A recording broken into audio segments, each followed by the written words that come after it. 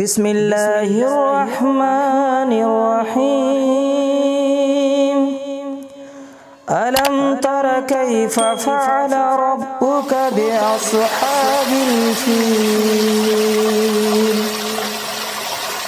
ألم يجعل كيدهم في تضليل وأرسل عليهم طيرا أبابيل ترميهم بحجارة من سجيل فجعلهم كعصف